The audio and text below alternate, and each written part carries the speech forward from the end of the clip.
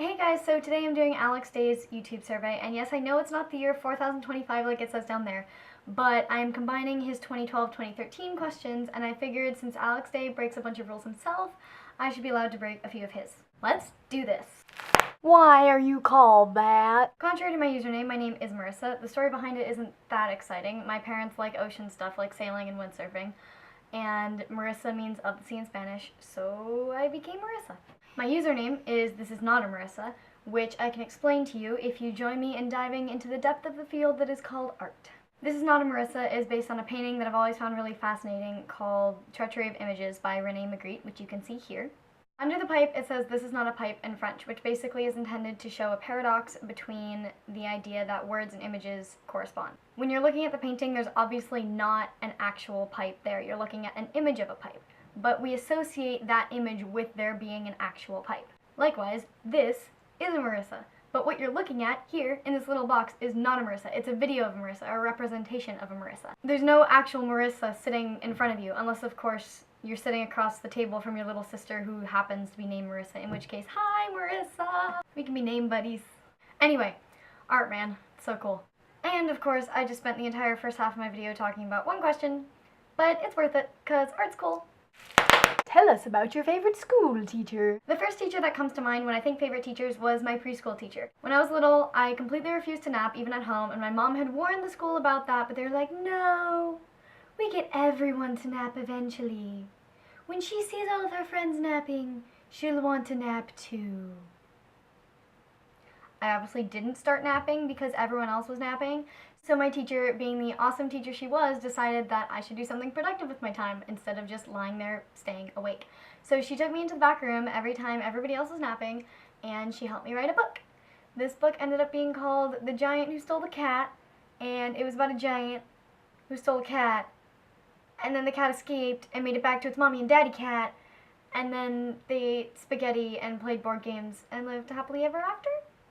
It was a good book, trust me. What's the strangest food you've ever eaten? Some of the attempts at gluten-free food 10 years ago were pretty darn strange. Tell us about your first gig. Celtic women with my dad. We ate kettle corn, they sang Danny Boy. It was beautiful.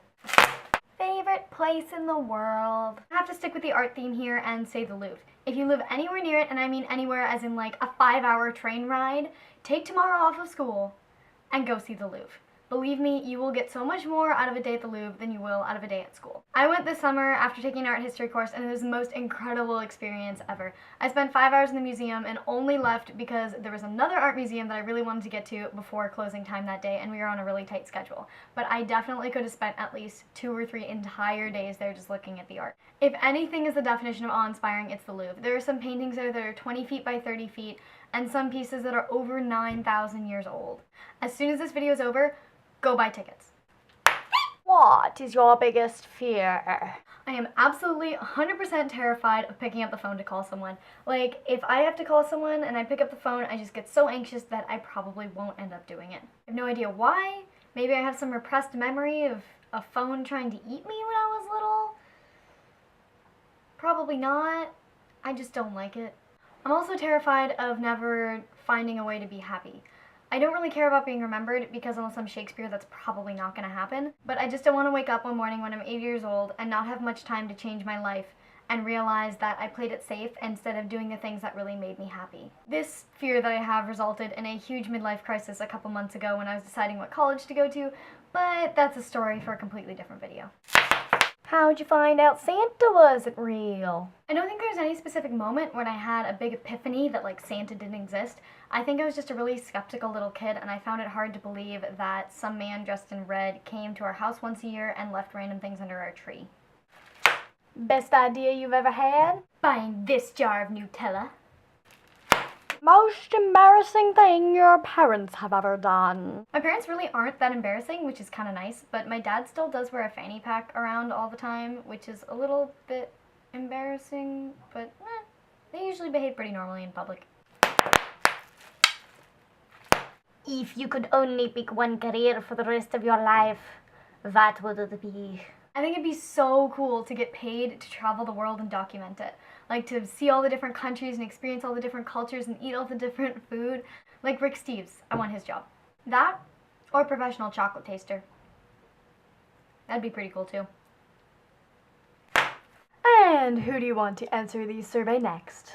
Even though according to Alex this isn't a tagging thing, everybody's been tagging people, so I'm going to tag 3 people too. One is Evie Bricker, one is Kirky Kristen, and the third is Emily Howitt, and I will link to them in the description.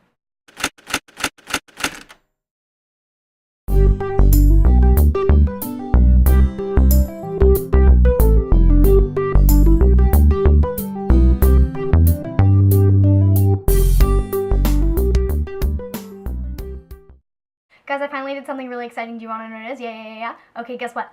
I did my laundry!